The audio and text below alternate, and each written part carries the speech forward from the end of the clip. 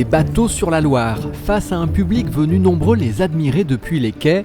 Bienvenue aux régates de Trente-Mous, une épreuve qui fait partie de son histoire. Alors, les régates de Trente-Mous sont des régates très anciennes. Les traces les plus anciennes, c'est 1848.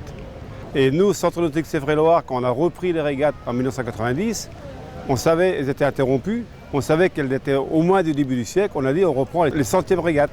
Et là, on est rendu à la 131e édition. Sur l'eau, plusieurs catégories de bateaux, des avirons de mer, des yoles, ces petites embarcations légères qui naviguent à la voile comme à l'aviron, des sails, des efs et des bateaux du patrimoine, comme ce magnifique Vétille, classé aux monuments historiques. Les navigateurs ne s'inscrivent pas, ils se présentent le jour même au départ des régates. Pour beaucoup, c'est l'occasion de faire naviguer leur bateau.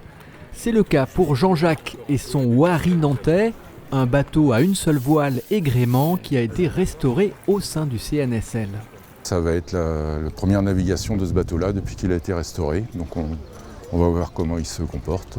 Surprise ? Surprise. Pour Jean-Jacques et son coéquipier, bonne surprise, le bateau s'avère très maniable, ultra rapide, au point de remporter aisément la régate dans sa catégorie. 3, 2, 1, top! Le parcours, une boucle autour d'une bouée en direction du pont de Cheviré, la remontée de la Loire, un nouveau virage et retour jusqu'à Trente-Mous. C'est tout l'intérêt des régates de Trente-Mous. Les bateaux évoluent sur un stade nautique, toujours à la vue du public. Puis il y a un bon esprit, il n'y a vraiment pas l'esprit de compétition, on voit qu'ils sont tous à nous faire des signes sur leur rive, donc c'est très bien. C'est très paisible là. Ouais, non, c'est très chouette, très beau à regarder. On voit rarement des voiliers sur la Loire. Et en fait, on ne se rend pas compte du potentiel de la Loire, donc non, c'est chouette.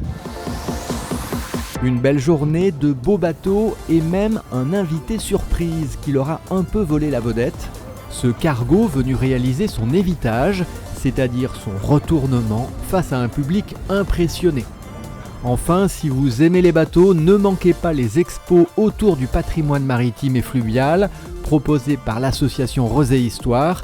C'est samedi 21 et dimanche 22 septembre pendant les journées européennes du matrimoine et du patrimoine à la Maison des Îles.